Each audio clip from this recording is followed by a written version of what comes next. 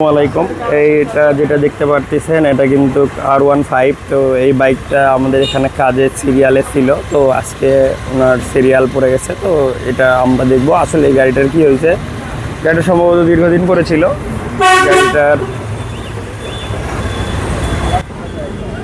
গাড়িটা দীর্ঘদিন যাবৎ বাসায় ছিল, প্রায় 6 মাস পর। এটা হচ্ছে ওনাদের বাসায় মানে ধান চাল থাকে, তো ঈদের মোহাম্মদ দেখেন এগুলো কেটে সবগুলো শেষ করছে।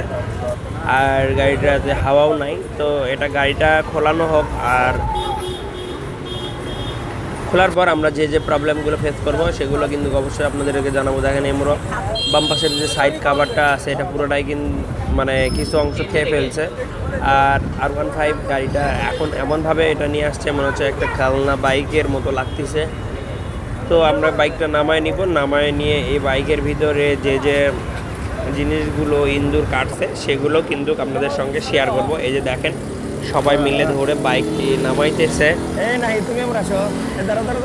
তো এখন কিন্তু বাইকটি নামানো হচ্ছে, আর নামানোর পর এই বাইকটির যে প্রবলেমগুলো আছে অবশ্যই অবশ্যই আপনাদের সঙ্গে আমরা শেয়ার করব। কিন্তু গাড়িটা নামানোর প্রসেস চলতেছে। আর এই যে দেখেন এই তো ছিল, আগে সবার আগে হাওয়া দাও, হাওয়া দিয়ে এগুলো একটু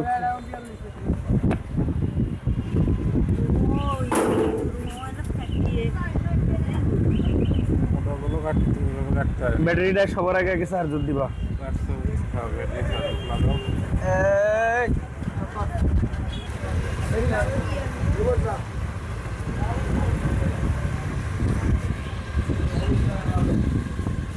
ডবল স্ট্যান্ড লাগাও। আমাদের ভাইরাল মামা কিন্তু এই যে দেখেন, এই দাঁড়াবাই দাঁত দেখা ওরে সালা। আমাদের ভাইরাল মামা জাহিদ মামা, এ দাঁড়া এ দাঁড়া দাঁড়া। হাত শেষ হয়ে গেছে, এখন দেখতে পাচ্ছি ক্যাঙ্কা করে লিসা মোবাইল। তো এই তো দেখেন এটা কিন্তু এয়ার ফিল্টার কেটে একদম শেষ করে ফেলছে। আর আরেকটা যে বিষয়গুলো আছে সেটা হচ্ছে দীর্ঘদিন এটা পড়ে থাকার কারণে ওই যে দেখেন এয়ার ফিল্টারের যে বক্সটা আছে এটাও খেয়ে ফেলছে। আর ওরা এর ভিতর ধরতে গেলে ঘর সংসারও করতে পারে। এখানে আমরা লাগালাগি কয়টা ইঁদুর ছিল এটা আমরা ভিডিওটা ধারণ করতে পারিনি। আর ইনি হচ্ছে আমাদের কাস্টমার ভাই, দেখেন ইঞ্জেক্টরের মেইন লাইনটাই কিন্তু কেটে দিচ্ছে। তো গাড়িটা স্টার্ট হওয়াটাই আসলে অসম্ভব কাই কারবার। এই গাড়িটার হচ্ছে ওয়ারিং, এটা হচ্ছে পুরোটা ইঞ্জেক্টরের যে জ্যাকটা বলে এটা কেটে ফেলছে।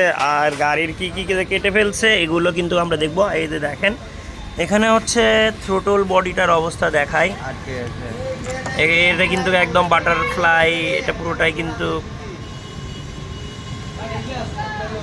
আটকে গেছে। তো এগুলো আমরা ক্লিন করাবো, আর এটা আমরা একটু সময় নিব, কারণ প্রতিটা কাজ যদি আমার মন মতো না হয় তাহলে আমরা কাস্টমারের মন মতো হবে না। তো এই যে দেখেন ইঞ্জেক্টরের লাইনটা দেখেন,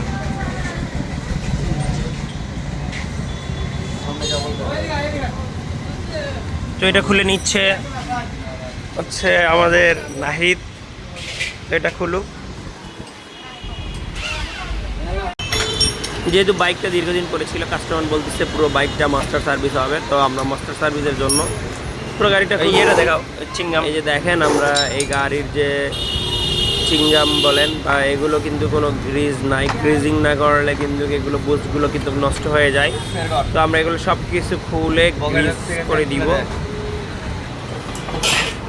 দেখেন আমরা আরও কিছু খুলবো, আর খোলার পরে সব কিছুই কিন্তু আপনাদের সঙ্গে শেয়ার করব। এই বাইকের হচ্ছে এই যে দেখেন এখানে হাফ চেসিস বুস্টটা আছে, মোটামুটি চলবে, মানে ভালোই আছে। এটা আমরা নতুন করে গ্রিজিং করে দিব। আর এখানে হচ্ছে বাটারফ্লাইটা কি করে মানে থ্রোটল বডিটা আমরা আলট্রাসনিক করতেছি। আর আলট্রাসনিক করানোর পর এর একটা প্রবলেম আছে, সেটা হচ্ছে এই যে দেখেন এটার কিন্তু থ্রোটল বডির নাটটা একদম ভাঙা। তো এটা আমরা যেটা করব সেটা হচ্ছে আমরা যেহেতু এখানে প্লাস্টিকের একটা নাট থাকে, এটাকে বলে হচ্ছে থ্রোটল বডি হোল্ড। তো তো এটা না থাকলে কিন্তু এই বাইকটা এর আগেও এইভাবেই কাজ করাইছে, সবসময় আরপিএমটা হাই হয়ে থাকতেছিল। আমরা কাস্টমারকে বলি যে আপনার এই বাইকটার কি পিক আপ হাই হয়ে থাকতো, উনি বলতেছিল হ্যাঁ হাই হয়ে থাকতো। আর এই গাড়িটার হচ্ছে রেসটা কমতো না, এর আগে যেখানে সার্ভিস করাইছে উনি সেখানে স্যাটিসফাইড নন। পরে আমাদের এখানে আসে, এই যে দেখেন এটা কিন্তু আমরা হিট দিচ্ছি, কিন্তু হিট দিয়েও কিন্তু এটা কি হচ্ছে বেরোচ্ছে না। পরে আমরা এটা লেদে পাঠিয়ে দিই মোবাইল লাগো। আর না না ওয়েল সেল ব্যান করে আর যেহেতু বাইকটা দীর্ঘদিন পরে ছিল, আমরা এখন থ্রোটল বডিটা খুলবো। আর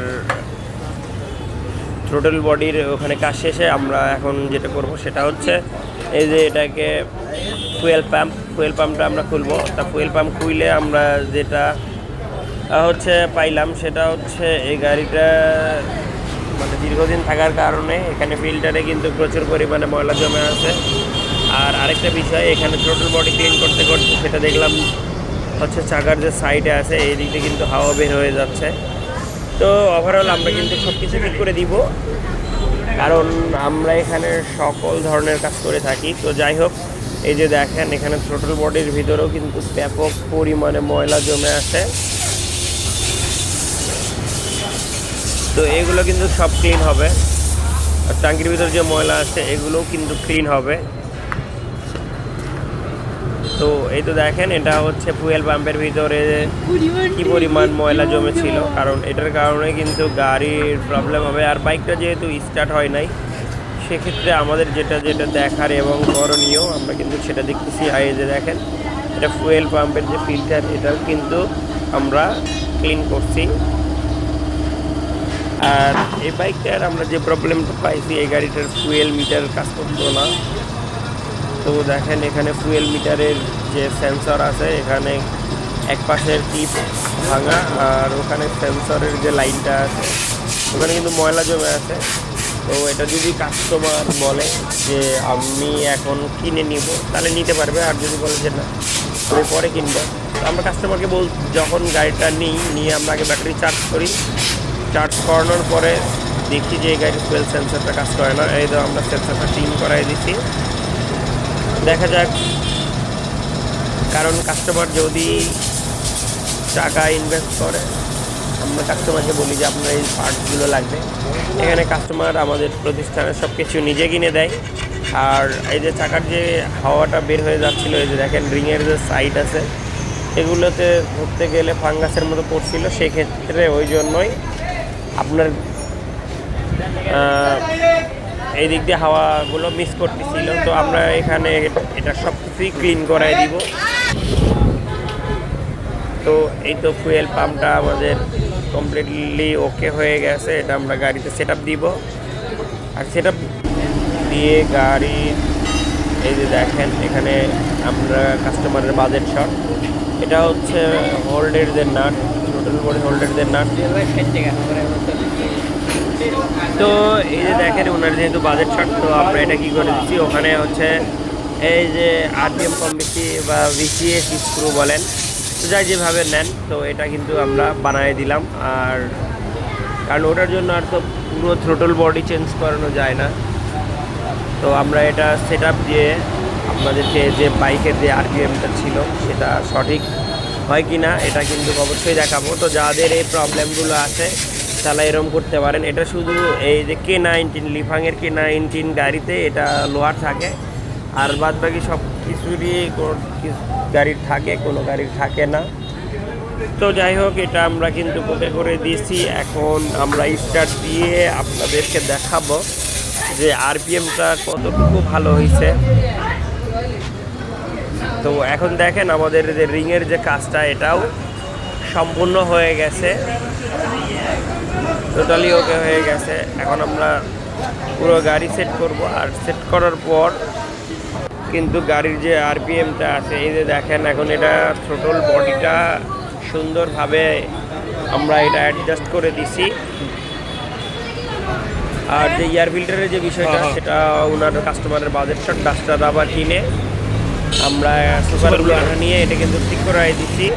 এটা কিনতে গেলে কমসে কম ধরেন 2500 টাকার মতো লাগবে, পুরো বক্স এই কিনে। তো এই যে দেখেন ওনার যে বাজেট শট, তো আমরা এটা সুপার গ্লুটা নিয়ে এটা কিন্তু ঠিক করাই দিচ্ছি। এটা কিনতে গেলে কমসে কম ধরেন 2500 টাকার মতো লাগবে পুরো বক্স এই কিনে। তো হ্যাঁ, এখন হ্যাঁ। গাড়িটা ওকে হয়ে গেছে, সাউন্ড এবং আরপিএম দেখার পালা।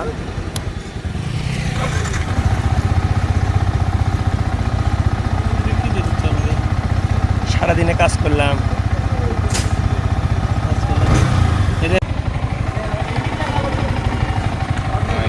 মাত্র 26,000 কিলোমিটার চলছে, বুঝছেন?